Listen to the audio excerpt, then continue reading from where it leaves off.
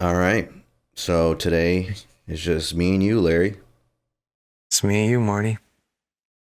Nick had some stuff he had to deal with. I'm not gonna speak for him, but it's definitely some sad news or breaking news. Pretty much like he was about to hop on right now, and he just like said he couldn't do it because he got a call. Shout out to Nick. Shout out to Nick, man. Hopefully this can still be entertaining for the people watching because it definitely was a mood killer for sure.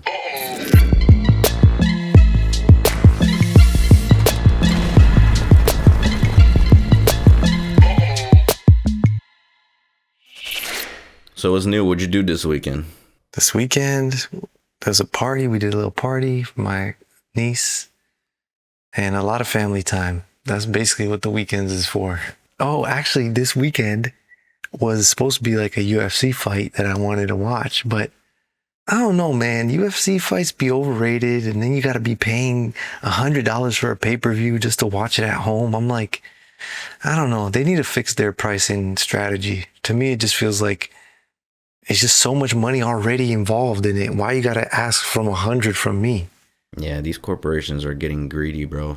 Dude, like you look at a UFC match and look how many logos there are all over the place. The whole ring is full of logos. And it's like, do y'all not have enough money to like host this on the platform? Where it's like, it turns me off when it comes to trying to watch it. And then it's at like 1 a.m. and stuff. It's like, I'm not going to be sacrificing that much just to watch this shit, bro. Yeah, dude, they have like 100 sponsors and they still want people to pay. And the timing, it's like 1 a.m. over here. So that means I got to sacrifice my sleep, sacrifice my money, sacrifice my time just to watch it. And then at the end, it's like some whack ass fight. I'm like, some nights be dope. Like some nights it's worth it. But some nights I'm just like, this is just too boring. Why was it at one? I mean, maybe that's a little exaggerated. Maybe it's like at 12, the main event kind of gets started, So you could still be watching by 12:30. You could still be watching. Oh, okay, so it's not like overseas where the time is different. No, if it's like in Saudi Arabia or something, then it'll be like 3, 4 p.m. Perfect. Mm. I've been getting into more like sports and watching soccer and watching boxing or sports and stuff. That's been something I like doing, but the UFC, I don't know. They need to change something about it. So you've been watching a lot of sports lately? Yeah, a little bit. Like I watched like the NBA finals and stuff, and then there was the Club World Cup.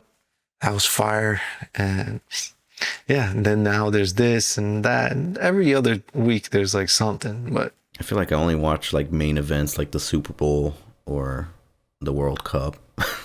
Like I'm not into sports at all, dude.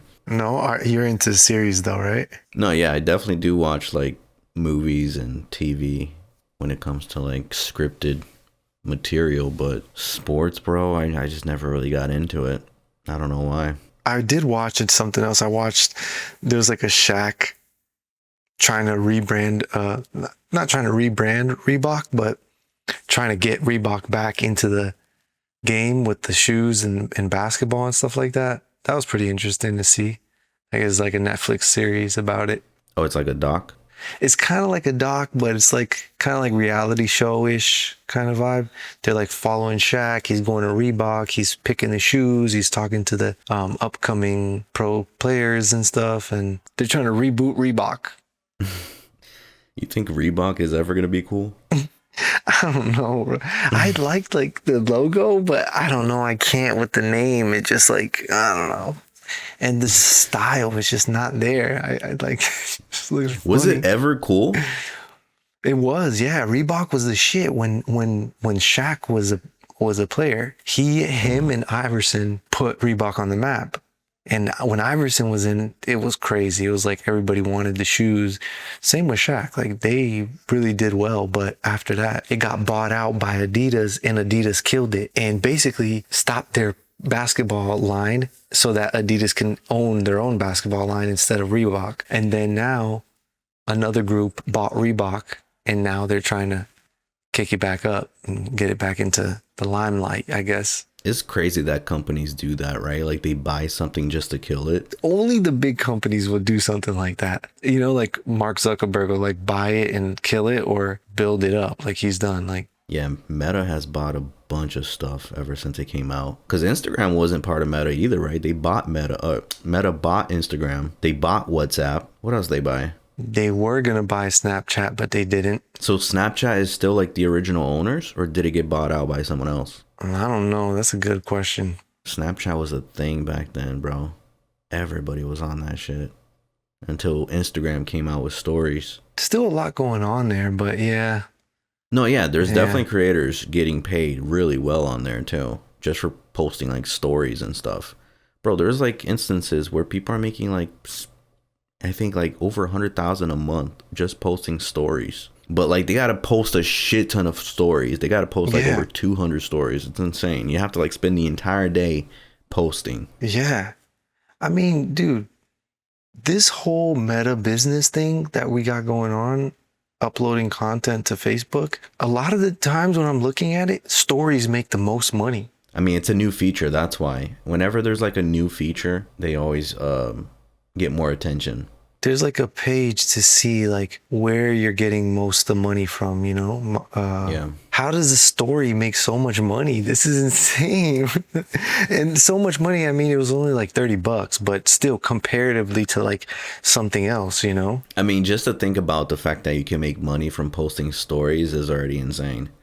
Like usually people think of like you can make money from like YouTube, you know, something long form, not like a fucking photo that lasts for like 24 hours. That makes no sense. Dude, look, in the last 28 days, $452 were made on the stories, while $41 were made in videos and $104 were made in reels. Stories is making $400. Like, granted, we just kind of started with everything else, but still, I don't know. It Right. just seemed like, Yeah, I think you need to like stretch out the timeline a little bit, like do it after like 3 to 6 months to see what really pays. But I still think that long form video on any platform is gonna beat any other type of content. yeah, dude, I definitely feel like that too. But at the same time, this short form content is just so much more consumable. Like, I'm consuming more short form than long form. I am too, bro. Like I'm on TikTok way more than I am on YouTube watching long form now. Really? Yeah, I used to like be super into YouTube, but then it just started getting so stale, bro. Like people repeating the same type of content and just like putting videos out that I don't really want to see. So it just kind of turned me off. Plus, like there's a lot of time just like browsing, seeing what I want to see versus like Exactly. the video just popping up and like maybe I want to continue and maybe not. And that's so that's sickening. It's like Yeah. you don't even want to choose. Just having to make that decision automatically makes me feel like, let me just go the short route, because if I don't like it, I could just swipe. But if I Yep. like it, I'll just watch a little bit of it. I think It's honestly, wild. it's better from the consumer perspective because you spend so much time just trying to decide something. Even like on Netflix, bro, you open up Netflix, you spend like 10-15 minutes looking for something, unless you like specifically want to watch something you saw a trailer for, you know. But if you're just browsing, bro, you're gonna spend so much time just trying to find something. You are. And the problem is, it's like a mixture of things, but it's either the thumbnail and the title. If they're too good, like let's say on Netflix, it's like all of them are really good, so you don't know which one you want to commit to. But like on YouTube, it's like they're not all good. So you have to like be picking, choosing which one you want, you know, which one you want to watch today. And there's like tons of videos being uploaded every single day. So it becomes harder and harder for you to even watch what you want to watch. And YouTube needs to improve their TV app. This shit is garbage. Really? I think so. Like, you can't find different stuff on the TV app. You have to be like in your subscriptions or on your homepage recommended. It just like doesn't work to like discover new things in my eyes. I don't know. Maybe that's why I've been getting turned off by it, because I only watch YouTube on TV. And like the recommended section sucks. Sucks. It's the worst. It's the worst. Huh. In the phone, you can have a little, on the computer, it's the best because you can see multiple thumbnails at the same time. You see like 12 thumbnails at the same time. So it feels like, okay, where am I picking from? On the mobile, you're like, what am I going to watch? What am I going to watch? Fuck it, let me just watch a short. Right. Yeah, I think they need to improve that experience. The TV experience is just not it. And bro, they need to focus a lot on that because it became like the number one streaming platform over Netflix. How insane. Not only that, but YouTube Shorts has become the number one platform for short form video as well, like exceeding more views than TikTok. I think part of it is because YouTube allows you to watch shit without having to sign in. TikTok, Instagram, they don't let you watch anything without signing in. That shit's annoying. Right. Why do I have to be signed in on every single device when, you know what I mean? It's just like my dad, he's got YouTube on his phone. He doesn't even log in. And he doesn't even know about the search feature. He only knows about like browsing and watching shorts. Bro, his shorts are crazy, bro. His shorts are animals like killing each other and like, you know, wild animals. Some like brutal nature stuff. Brutal.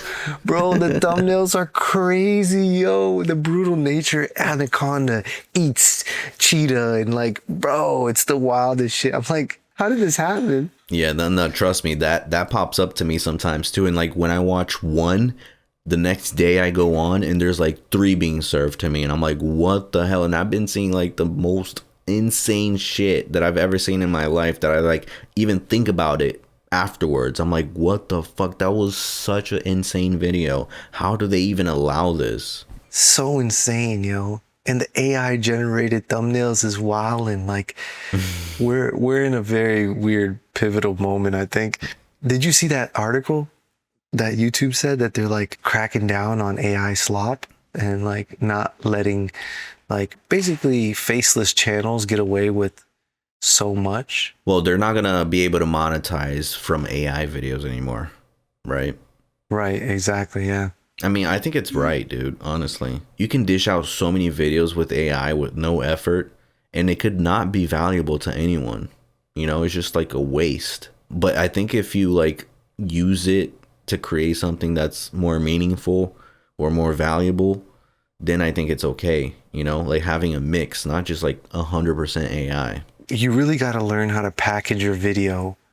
You know, if today you're trying to get out there on YouTube and build a brand and stuff, you really got to learn the basics of packaging and in order for people to actually click your videos, because there's just too many videos being posted. And another thing too, I think a lot of people miss out on YouTube is like the cross promotion. Like we get so many people from TikTok that go to the YouTube channel. It's incredible. Like a majority of the people that subscribe are newcomers from TikTok or from Pinterest. It's not coming from YouTube. Wow. So like it's not YouTube recommending the videos, it's people coming from outside? A lot of it is people coming from outside and subscribing from TikTok. If we post a TikTok video and it goes viral, boom, YouTube starts picking up. It's incredible. It's like, what? But I think part of it is we do like showcase YouTube on TikTok, but still, like, I don't know if a lot of people do that. Do people like try and cycle through these, you know, social media platforms? Our strategy right now is on YouTube, share Instagram, you know, so that people follow you on Instagram after they found you on YouTube, you know, so that like creates like a loop of people that are following you on different platforms and you can serve them differently on different platforms. I don't know. I think that's just a different way of trying to get them on multiple different platforms, but kind of get them to go deeper with you as well. What would you say is like the most important platform right now to like create like a real connection with people? A real connection with people? I kind of think Instagram, because the barrier of entry is less. Like it's a lot more effort to make a good YouTube channel or a good YouTube video versus like a reel, you know, just feels like less pressure. If I had to choose one, I would choose Instagram first to build. But you don't think like a long form video is like, if a person is like sitting there and watching a long form video for 30 minutes, they're like going to create more of a connection with that creator versus just like seeing your story or your post on Instagram? I just think that for you to click a long form video of someone you don't know is a lot harder than you just scrolling on short form and running into this person multiple times and then seeing a long form. You know, if I had to introduce myself to the marketplace, I'd probably introduce myself through short form first and then do a long form, because what are the chances you're going to dedicate 30 minutes to me? You never seen me before. You don't know what I got to offer. YouTube is a lot about the person viewing. It's not about the person shooting. It's the person viewing. You got to please the person viewing when it comes to YouTube. Well, there's also the tactic of like how Gary Vee always talked about, which is creating a long form video and then getting sections of those to create short form. I mean, that's good for volume. You're repurposing one content, but like right now, what's big is like Love Island, the reality show. That's huge, right? That's a long piece of content that they chop up and they make little segments, but it's served as a long piece of content. Like it wouldn't be the same if it was just shorts. You know what I mean? So I think if you're going just the short route, then you got to think about serving people in that short amount of time. So you got to make a short. You can't just take a snippet of a long form and call it a short. The point of a short is for you to like give a full scope. You know, a lot of the most popular shorts are exclusive. Yeah, like it's not the most popular shorts on YouTube are not pieces of long videos. They're fully a video in itself, I think. Right.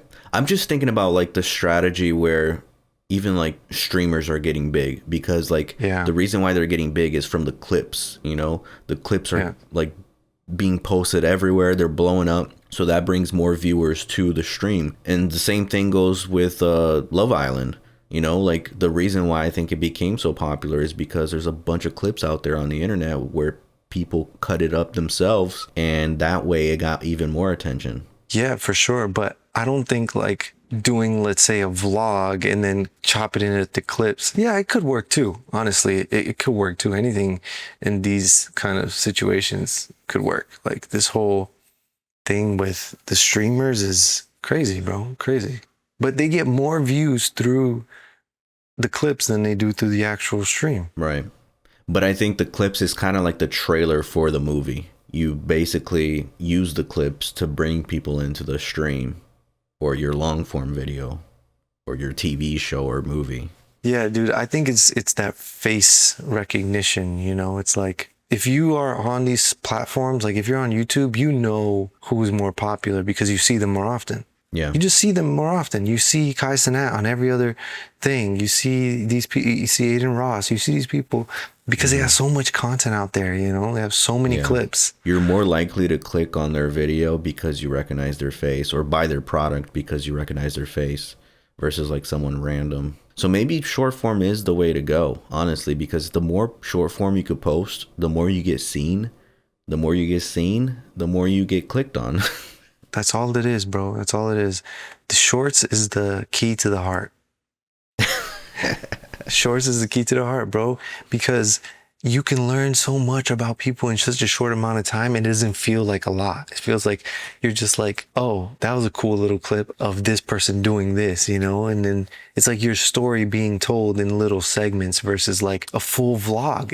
Nobody got time to watch a full vlog right now about somebody who we don't know. Why the fuck are we gonna watch this vlog? Unless it's like jam-packed with cool shit throughout the whole time. But you could do both though, no? Because like you could have like a long form vlog, get clips from the vlog, and then post those in volume so people get to see you in short form, and then once they do see you in long form, they click on it because they recognize your face. The vlog shit is just, we kind of passed the phase of vlogging. It just takes too much time, you know? You think so? Yeah, because think about it, these guys are streaming, they're not even editing, and that's it. They don't have to think about it no more. Now, when you shoot a vlog, holy shit, look how many elements. It's like an ongoing camera, document, footage, download, upload, send to editor edits. No, I don't like this piece. Take this piece. These guys already did 5 live streams. Yeah. You didn't even get your vlog up yet.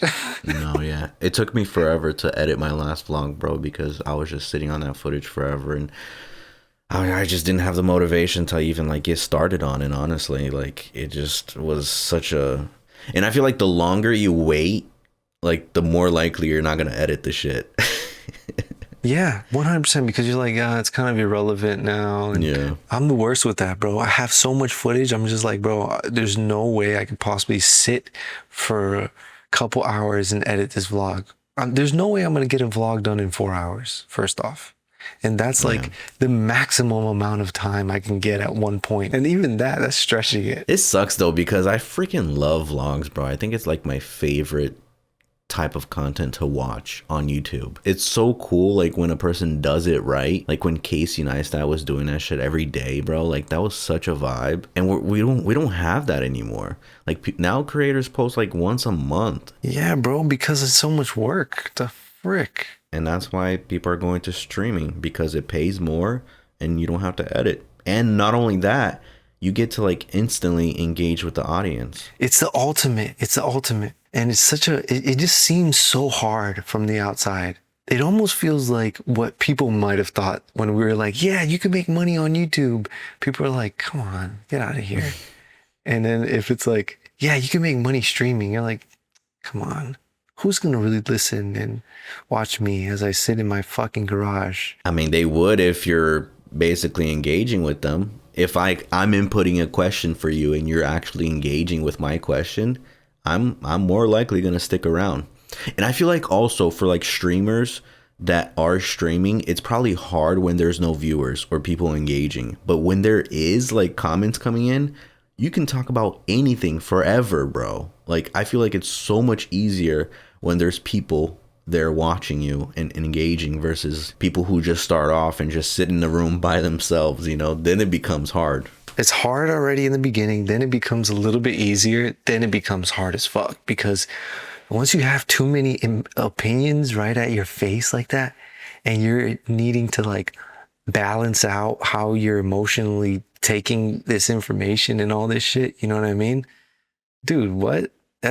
And then you got to keep talking for 10 hours. I don't get how they process all those comments coming in. Like, how the fuck do they even read like one chat? It's like a gift, bro, to be able to like process everything coming in at full speed. Like, what? I think that I can be a part of something. I don't know if I can be the guy sitting in the live and talking. Maybe I could do that too, but just in general, like planning a live stream and like having these elements along the way, that I think is the key. Is like plan the 4 hours, do the 4 hours, do that shit, 10 times a month. You're going to do well. So like a producer. Yeah, like a producer, like helping people produce the live and stuff. I could see that being like pretty interesting, but also very challenging because I never really done that. But I feel like that's where they need. Yeah. It's crazy how serious some of these people like take it too, because I've heard of streamers even going like through certain routes just to make sure that the internet has good reception. Dude, that backpack that they use is like what, $30,000? It's insane. No way. Yeah, it's like a special backpack that has like all the hardware you need in order to stream anywhere in the world. And not only that, you have to pay like a subscription, which is like super high as hell. See, that to me is pretty interesting. I ain't gonna lie. These streamers, like their cameraman be like streaming with like camcorder, not like camcorders, like a cinema camera. No, I've seen FX6 all in their streams. Yeah, they really take it serious. Because even like the FX6, like it doesn't even have like a USB. You can't just connect the FX6 through USB-C. No, you would have to do it through a HDMI or SDI port. But that's where the backpack comes in, because it has like everything that you need in order to transcode that image into a freaking stream. Dude, I'm telling you, bro. I'm telling you, this is the key to winning in the next 5 years. People that are going to win are going to continue to do this right here. But it just seems so sickening to like sit in front of the computer and just talk to people. Well, you don't have to do that. You could IRL, That's why some people go out and actually interact with the rest of the world. Yeah, that's true. And showcase themselves leaving the house. But I think also streaming is like just one piece of the puzzle, because like what's gonna get viewers there is the clips. Like the clips is what's gonna get people to care about you, because if you're just streaming and you're not putting out any clips, bro, it's like you're never gonna get seen. These guys are fast too, bro. they're fast when it comes to clipping these. Like I was watching Speed live, bro, when he was racing Ashton Hall. Hmm. Bro, in minutes he had that short up. Well, it's not really him, right? It's like the Clippers. This specifically, I think, is his editor, like, Mm, getting these specific shots and like editing it right then and there, right when it happens. There's right. one guy he's hired to do this. The Clippers that are like doing it on their own, okay, but these guys are like hired by them to do this shit right now. I love that, bro. I just feel like that's exactly what needs to happen every time. Is like edit that reel, edit that short, boom, post it, boom, on to the next thing. And Speed is doing that, bro. Even the Clippers like get paid a lot too. Yeah, People that aren't even associated with them, but since they're clipping images of these streamers who are already famous, then they get attention. So then their TikTok gets monetized or whatever, or their YouTube channel, like, and then they make money off of that. why does it seem so impossible though? Like, what about it seems so impossible? Is it just me or like? I think the hardest part is the clips because that requires editing. So like unless you have a bunch of people editing clips for you, you're not gonna get seen. That's why it seems so hard.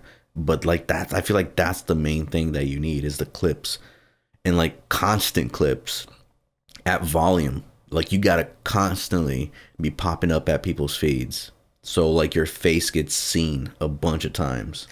Yeah, see, before I even started, I already gave up. Why? Because it just seems impossible.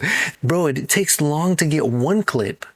Imagine like 5, 10, 20, 35 clips. Yeah, but there's like AI tools now that can actually cut clips up for you. There are, and they're pretty good too. They're all right. Like I actually try to use some of them to like even cut some clips for this podcast and I just didn't like it the way it was coming out. But if you don't care about like the quality of it or if you just like kind of just want to get it out there just so it could, be seen by people, then I think it's a great tool. It makes me think like why certain people don't do the live stream more too. Even some people like Joe Rogan, like he's not doing any live stream. Like, does he? I think he has done it in the past, but He I has? don't think that's like, yeah, I think he has done it, but I don't think that that's like the format that he's comfortable with. Because a lot of Right. times they want to bleep out certain words or censor certain stuff. A lot of times they play music that needs to be muted. So like it does require at least a little bit of editing. Seems like they kind of got it back started. Like I'm looking at his channel here. He has some was like four streamed 4 years ago, and then he started back doing it a year, 11 months, 5 months ago, 3 months ago.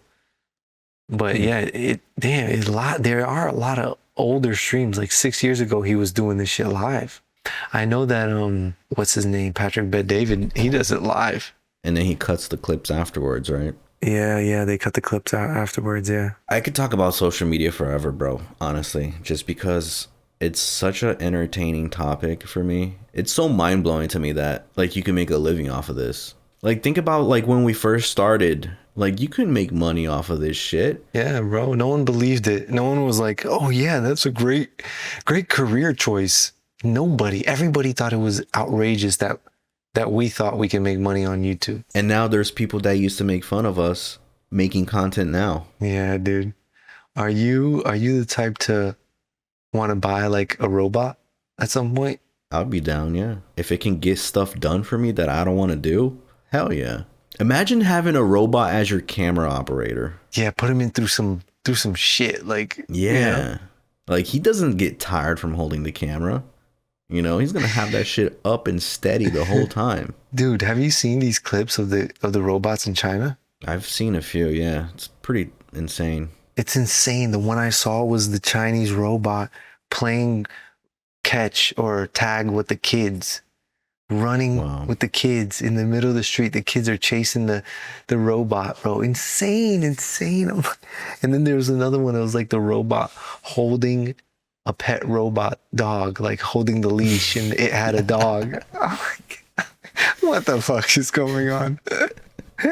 There's not This gonna is be any insane. humans left. It's just gonna be robots interacting with robots. Bro, I literally saw a video of a robot wigging out, just like going crazy in the facility, going nuts. Oh, I Basically, did see that. you Like the saw dudes that? were working on it, right? And he just started like throwing his hands all over the place, like actually being super fucking reckless. Dude, that is probably gonna happen more, more and more. It's got to.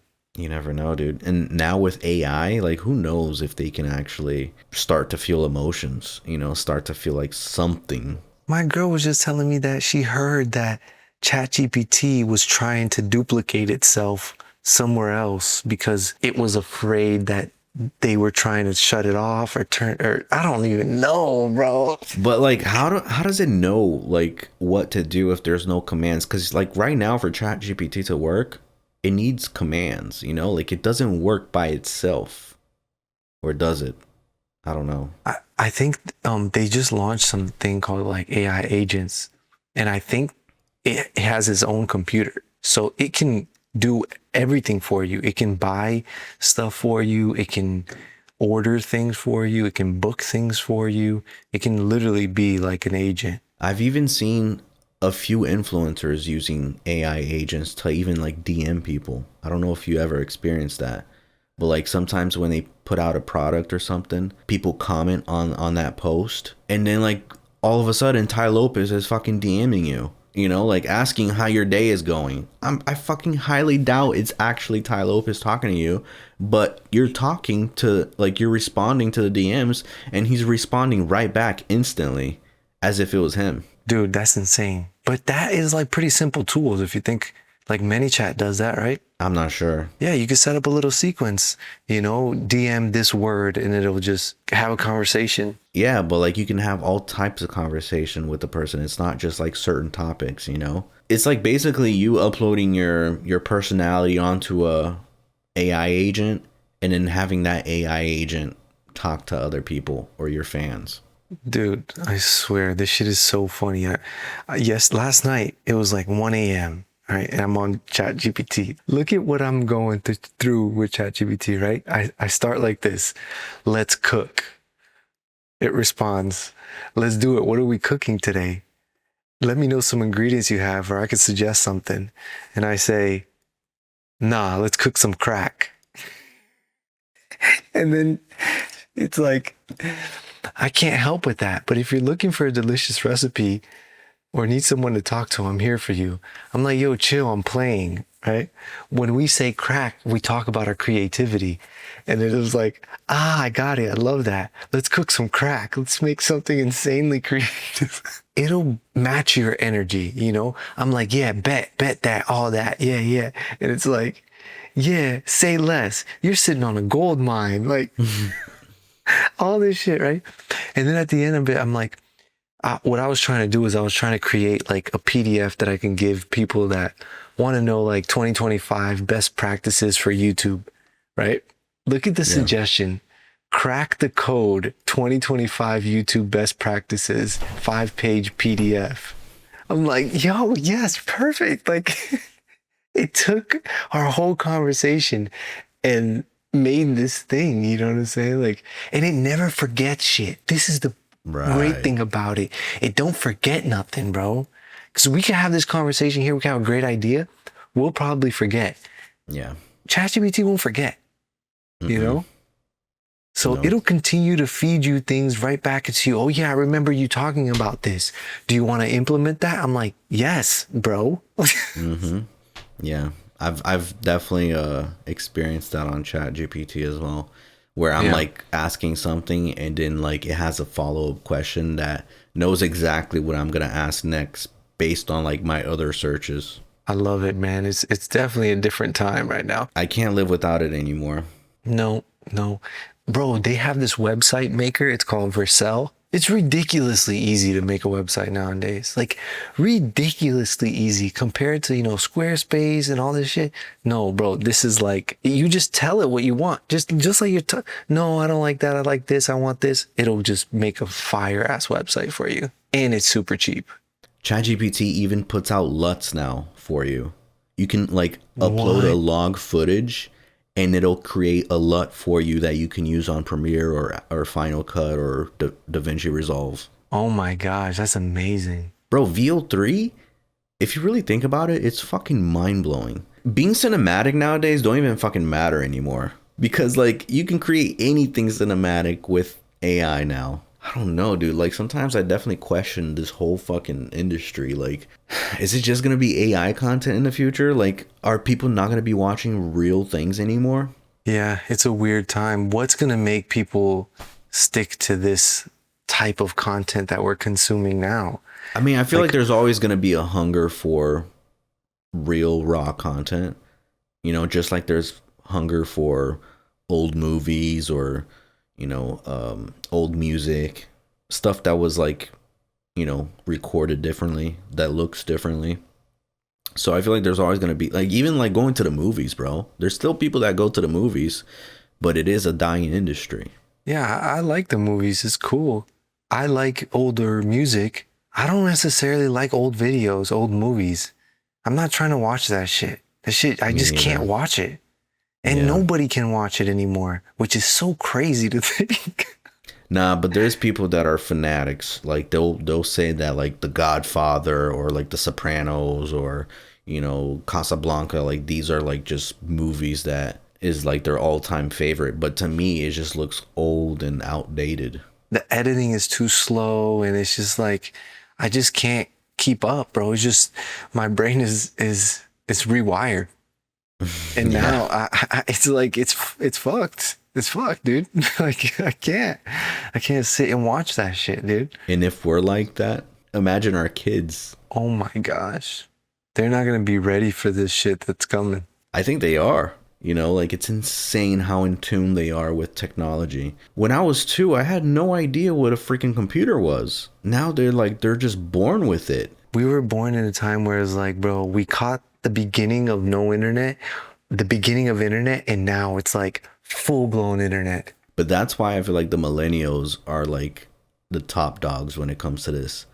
Cause like we know all of the sides, It's not like just one side. We know what it's like before the internet. We know what it's like after the internet. We're kind of setting the tone. Dude, we should definitely shoot something when we get together soon, man. I don't know what we should shoot, but we should shoot something. Monkey business. Live stream a monkey business episode. I swear, dude. I that mean, would we be don't have that insane. $30,000 backpack, but we could probably do it from the phone. But yeah, exactly. We could do it from the phone. I didn't ask you about your weekend, did I? Did I ask you about your weekend? 1 hour later. Oh, going back to our weekends. No, Yeah. I just I went to a fair. There's like a state fair going on over here, which is like, a bunch of animals you can see. Like we saw all types of animals, man. We saw camels, zebras, goats, sheeps, I don't know, a bunch of shit. We went to the fair just to kind of take Lily there, and see all the animals. She was like Yeah. loving it, and she went on a few rides, and I ate a turkey leg. Nice. Yeah. What else? I also went to a birthday party as well, like one of our friends' birthday party here. And yeah, that's it. Wasn't too much stuff, but at least it was something to do. It's definitely active out here when it's summer. Yeah, there's a lot of stuff to do. Like people are always out doing stuff. There's always like events happening. And then when that winter hits, boy, people just shut down. That's when the snowbirds fly to Florida. Dude, out here right now it's too hot and rainy and hot Yeah. and it's bad. But here, dude, like summers is it gets hot, bro. It like this summer it got to like the 90s and humidity, like it's fucking bad. But then like there's certain summers like today, this morning when I went on my morning walk, it was like 67 degrees. Dang, that's nice. Yeah, so it's perfect for like exercise, Yeah. It's definitely like once it hits September, bro, that's when the temperature starts shifting. Like you don't hit those 80 degrees anymore, 90 degrees like you do in July. And then October hits, that's when it starts getting chill. I fucking love October out here. It's like such a vibe. You get the foliage. Yeah, then it goes down in winter and then it's like, okay, Florida's the best place to be at Yeah, this point. exactly. That's when Florida gets full. The best time to be in Florida is during the winter. Even Yeah. when I went there last Thanksgiving, bro, it was so fucking nice. That's the best time. Yeah. You guys should come down. We should do Yeah. something. We got to continue to do stuff, man. I know it gets tough, but we just got to keep pushing for it. All right. I guess that's all the time we have for today's podcast. Thank you guys so much for watching.